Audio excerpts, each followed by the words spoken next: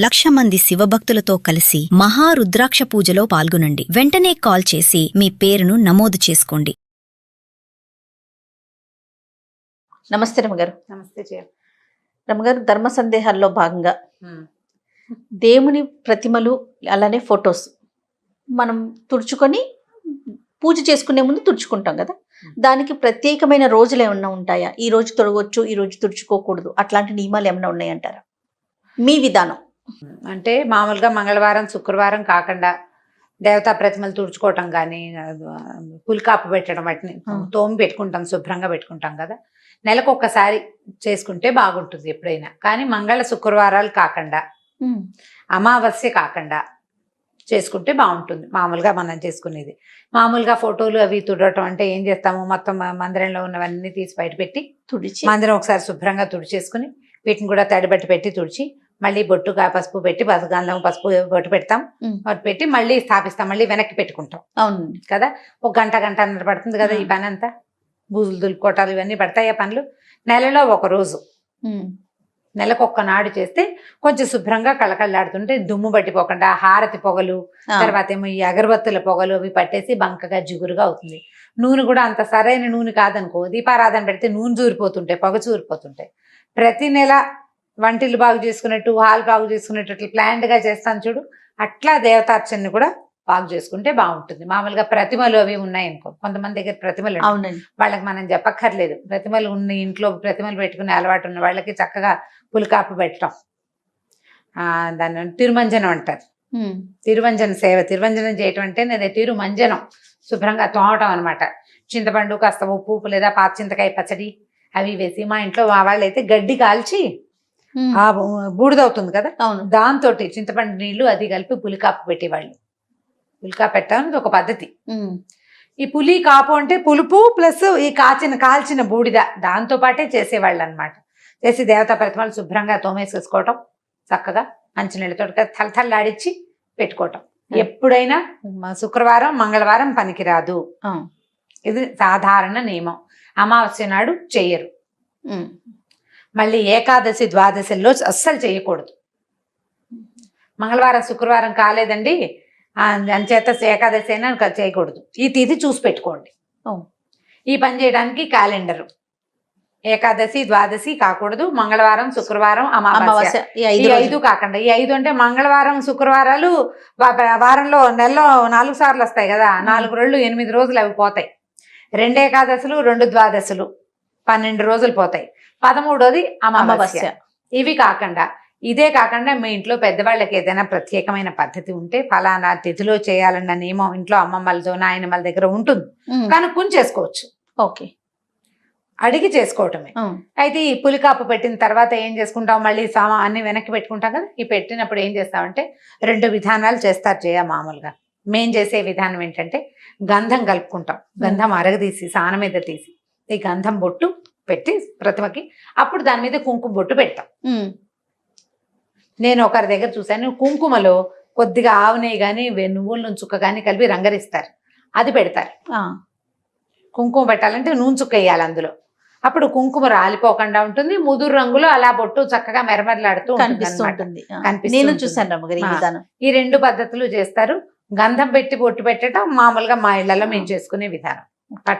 పటాలైనా ప్రతిమలైనా కూడా గంధము పైన బొట్టు. ఈ గంధం సాంది లేవండి అంటే గంధాల డబ్బాలు కొనుక్కుంటాం కదా, అష్టగంధము అవి అంతే, కొద్దిగా కలపండి.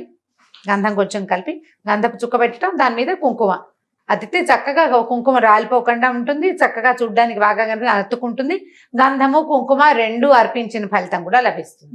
ఇవి 2 పెట్టుకోవటం ఇట్లా చూడగానే ఒక తృప్తి కలుగుతుంది. అలా ఇప్పుడు మందిరం శుభ్రం చేసుకున్నాక పువ్వులు నిర్మాల్యాలు అవి రోజు పెట్టిన పూలు కొన్ని పటాలు వెనక్కి పడిపోయి వాటి వెనక్కి పడిపోయి అలా ఉంటాయి, వాటన్నిటిని క్లీన్ చేసేస్తూ ఉండండి. వాటిని ఎక్కడ పెట్టొచ్చు రమ్మగారు? పువ్వుల నిర్మాల్యాన్ని మామూలుగా మనకి పువ్వుల కుండీలు పువ్వుల చెట్లు ఉంటే వాటి మొదళ్లలో వేసేసుకోవచ్చు. ఇంకో పని చేయొచ్చు, ఇప్పుడు మన మొక్కల్లో ఎరువులకి అవే కదా, సేంద్రియ ఎరువులు అవే కదా వాడుకుంటున్నాము. రోజు ఒక కవర్లో వేయడం, బాగా 3-4 గుప్పెళ్ళు అయిపోయిన తర్వాత ఏదైనా పెద్ద కుండీలో అడుగున పడేసి పైన మట్టేసేసేయండి. మన ఇంట్లో వెనకాల పెరళ్లలో స్థలాలు ఉంటే కనుక మొక్కల్లో వేసేసేయచ్చు. నిర్మాల్యం ఇన్ని పువ్వులతో పూజ చేసామనుకో, నిర్మాల్యం డిస్పోజ్ చేయలేకపోతాం. అవును, ఈ పువ్వు నిర్మాల్యం అంటే పూజా నిర్మాల్యం ఎలా ఉంటుందంటే ఇవాళ పూజ చేస్తే రేపొద్దున తప్పకుండా నిర్మాల్యాన్ని తొలగించాలి. అలా ఉంచకూడదు. నిన్నటి పువ్వులు ఇవాళ ఉంచకూడదు, అది నియమం. ఆ పువ్వు తీసేసి ఫ్రెష్ పువ్వులు పెట్టా. మన దగ్గర ఎక్కువ పువ్వులు రెండే పెట్టుకో. రోజువారీ నిండుగా పువ్వులతో పూజ చేస్తే చామంతులు అవి ఇంతంత ఉంటాయి చూడు, పెద్ద పెద్ద చామంతులు వచ్చినప్పుడు అవి కదలవు మెదలు వారమైనా అలాగే పచ్చగా మెరమరలాడుతూ ఉంటాయి. ఇప్పుడు మనం ఏం చేస్తాం, ఇవాళ పెట్టామా, ఇందాక నువ్వు అడిగిన డౌట్ చెప్తాను, పెట్టిన తర్వాత ఈ రెండో రోజు కూడా పువ్వు అలాగే ఉంటుంది, ప్లాస్టిక్ పువ్వులే, తీయబుద్ధి కాదు, బాగుంది కదా అనిపిస్తుంది. కానీ ఆ పద్ధతి చేయకూడదు, తీసివేయాలి. పువ్వు అందంగా ఉందా లేదా అని కాదు, నువ్వు పెట్టిన రోజు రాత్రి గడిచిందా లేదా అనేది నియమం. మీకు ఆ పువ్వులు పచ్చగా ఉన్నాయి, పారే బుద్ధి లేదు, అలా అయితే ఓ పని చేయండి, చక్కగా ఆ పువ్వులు నిర్మాల్యం తీసి ఓ చిన్న ప్లేట్లో కాసి నీళ్ళు పోసి ఆ నీళ్ళలో వేసి హాల్లో పెట్టుకోండి. 4 రోజులు పువ్వులు కళకళలాడుతూ ఉంటాయి, టేబుల్ మీద బాగానే ఉంటుంది, అవేం పాడవ్వవు కదా, ఎక్కువ రోజులు ఉంటాయి. టేబుల్ మీద పెట్టుకోవచ్చు, కింద పెడితే తొక్కుతాం, టేబుల్ మీద పెట్టుకోవడానికి దేవుడి నిర్మాల్యాన్ని అలా పెట్టచ్చు, ఏం తప్పలేదు, ఏమీ తప్పలేదు. కానీ పువ్వు బాగుందని ఉంచకూడదు. మందారాలు, గులాబీలు, చామంతులు ఇప్పుడు వచ్చేవన్నీ కూడా ప్లాస్టిక్ లాగానే ఉంటుంది, చక్కగా అలా ఉండిపోతుంది. వారం రోజులైనా ఆ పువ్వు అలాగే ఉంటుంది, చెక్కు. నేనైతే అవి ఎక్కువ కొన్న చేయ, ఆ పువ్వులే ఎక్కువ ఉన్నాయి అనుకో, అవి 2 పువ్వులే పెడతాను. ఏవో చిన్న శంఖ పువ్వులు, మందారాలు వాటితో పూజ చేసుకుంటే సరిపోతుంది. రోజువారీ పూజ ఇన్ని పువ్వులతో చేస్తే అదంతా నిర్మాల్యాన్ని చెల్లించలేక దుంపదగిపోతుంది. పూజ చేసిన ఫలితం అంతా ఈ నిర్మాల్యాన్ని అలక్ష్యంగా పడేస్తే ఎక్కువ పాపం వస్తుంది. అలక్ష్యం చేయకూడదు, దాన్ని జాగ్రత్త చేయాలి. తొక్కే చోట వేయకూడదు, తొక్కకుండా ఉండే చోట పెట్టుకోవాలి. కుండీలు ఈజీ, మనకి ప్రతి కుండీలో ఎంతో కొంత ఖాళీ ఉంటుంది, కొద్దిగా మట్టి తొలగ తీసి పువ్వులు వేసేసి పైన మట్టి లాగేసినా కూడా 4 రోజుల్లో కుళ్ళిపోతుంది, మన మొక్కలకి సత్తువ అవుతుంది. తొక్కక్కర్లేకుండా సరిపోతుంది. పెద్ద మొక్కలు ఉంటే మరీ మంచిది, అందులో వేసేసేయటం అడుగున, లేదా మనకి పెరల్లో కాస్త ఖాళీ స్థలం ఉంటే ఒక చోట కాస్త గొయ్యిదే పెట్టుకొని రోజు పువ్వులు అందులో వేసేసి ఎప్పుడో ఒక రోజు అది మూసేస్తే ఒక 2-3 నెలల తర్వాత అది ఎరువైపోతుంది. ఆ ప్రాంతం అది తవ్వి ఇంకో చోట పెట్టుకోవచ్చు, లేదా ఆ ప్రాంతంలోనే కొత్త మొక్క పెడితే కింద ఉన్న ఈ సత్తువుతోటి బ్రహ్మాండంగా వచ్చేస్తుంది, మొక్కలు బాగా వస్తాయి. ఇలా ప్లాన్ చేసుకోండి. నిర్మాల్యాన్ని మాత్రం ఉంచకూడదు. దేవతా ప్రతిమలు క్లీన్ చేసుకునే విధానం కూడా ఇదే పంధ. దాంట్లో ఇంకా వేరే అమెండ్మెంట్ సాధారణంగా అయితే ఏమీ ఉండవు. మనం జాగ్రత్త వహించవలసిన 2 ముఖ్యమైన విషయాలు ఏంటంటే, పండక్కి మామిడాకులు, పువ్వులు, తోరణాలు కడతామా, కట్టి 4 రోజులు ఎండిపోయేవి అక్కడే ఉండేలాగా చేయబోకండి. 2వ రోజు తీసేసేయండి, లేదా 3 రోజులు ఉంచాలనుకుంటే 3 అయ్యాక 4వ రోజు తీసేయండి. శుక్రవారం, మంగళవారం తీయకూడదు, మనకు సాధారణ నియమాలు ఉంటాయి, అందరి ఇళ్లలోనూ ఉంటుంది.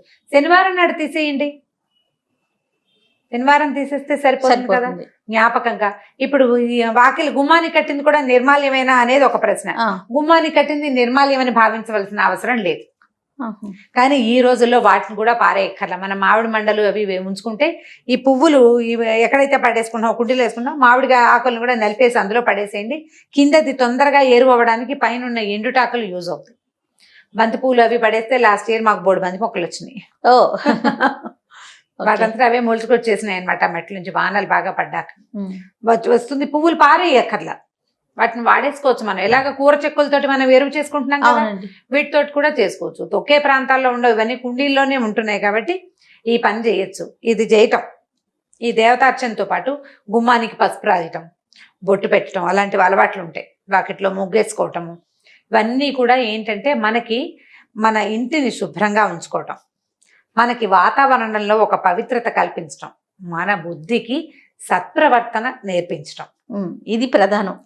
నియమం ఉండటం, నియమాలు తప్పకుండా తెల్లారు లేవగానే వాకిలు తుడిచేసేయాలి, తడిపెట్టేసేయాలి, లేకపోతే నీళ్ళు కడిగేసేయాలి, ముగ్గు పెట్టాలి. టైం ప్రకారం చేస్తాం కదా, దానికోసం తప్పకుండా మెలకు వచ్చేస్తుంది. అలవాటు చేసుకుంటే మంచిది.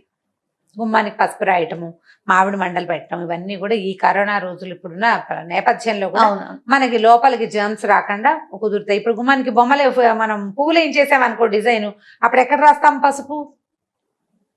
అప్పుడు పసుపు రాయలేకపోతాం. అవకాశం ఉన్న వాళ్ళు రాసుకోండి, కాస్త పసుపు రాయటము అలా చేయొచ్చు. మాకు కొంతమంది ఇదివరకు ఇప్పుడు మా ఇంటి ఎదురుకుండా ఒక రాజస్థాన్ గాదని ఉంటారు, అనంతపురం వాళ్ళు ఉండేవాళ్ళు.